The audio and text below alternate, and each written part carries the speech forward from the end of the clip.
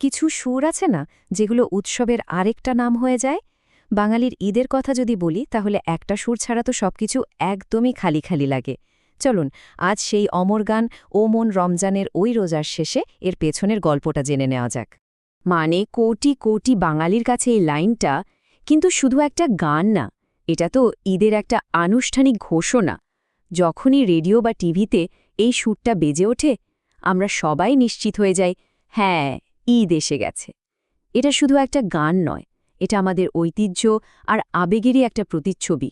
কখনো কি মনে প্রশ্নটা আসে, কে লিখলেন এই গান, কেই বা সুর করলেন, কোন পরিস্থিতিতে তৈরি হলো এমন একটা গান যা প্রায় ১০০ বছর ধরে আমাদের ঈদের অবিচ্ছেদ্য একটা অংশ হয়ে আছে?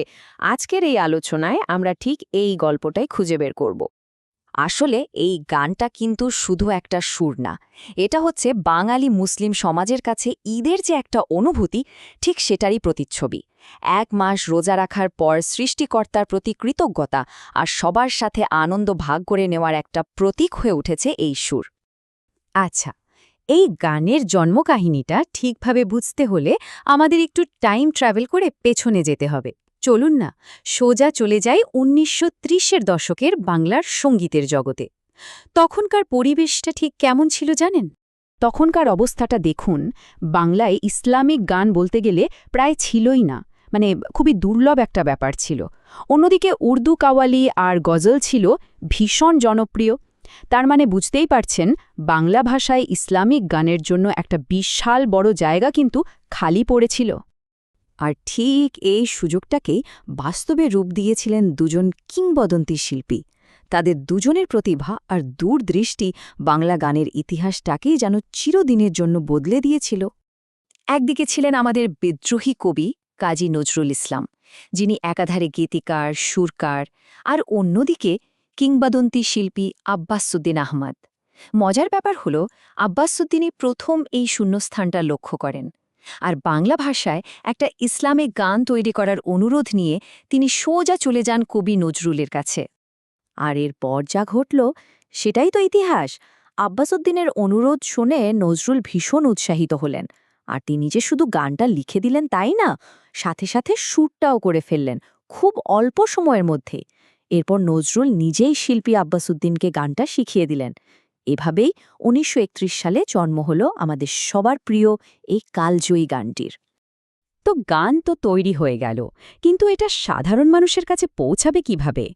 চলুন এবার গানটার সেই যাত্রার দিকে তাকানো যাক, যা এটিকে ঘরে ঘরে পৌঁছে দিয়েছিল। এই টাইমলাইনটা একবার দেখুন, সব কিছু কি অবিশ্বাস্য দ্রুত ঘটেছিল। ভাবুন একবার, ১৯৩১-এ গানটা তৈরি হওয়ার কয়েক দিনের মধ্যেই আব্বাসুদ্দিনের কণ্ঠে রেকর্ডও হয়ে গেল, আর পরের বছর মানে ১৯৩২ সালে ফেব্রুয়ারিতেই গ্রামোফোন কোম্পানি অফ ইন্ডিয়া রেকর্ডটা বাজারে ছাড়ল। আর তারপর যা হলো তা তো ইতিহাস। বাজারে আসার সাথে সাথেই বাঙালি মুসলিম সমাজে এটা অবিশ্বাস্য রকমের জনপ্রিয়তা পায়। দেখুন, অনেক গানই তো জনপ্রিয় হয় তাই না, কিন্তু কতগুলো গান সময়ের পরীক্ষাকে পাস করে টিকে থাকতে পারে? এই গানটা কিন্তু শুধু টিকেই থাকেনি, বরং সময়ের সাথে সাথে এটা একটা সাংস্কৃতিক প্রতীককে পরিণত হয়েছে। ভাবা যায়, প্রায় একটা শতাব্দী হতে চলল, কিন্তু এই গানের আবেদন এক বিন্দুও কমেনি।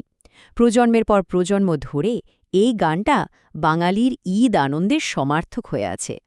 পরে বাংলাদেশ টেলিভিশন এবং বাংলাদেশ বেতারের মতো প্রতিষ্ঠানগুলো গানটির জনপ্রিয়তাকে আরও পাকাপোক্ত করেছে। ঈদার চাঁদ দেখার ঘোষণার সাথে সাথে এই গানটা বাজানোটা তো একটা রেওয়াজি হয়ে গেল।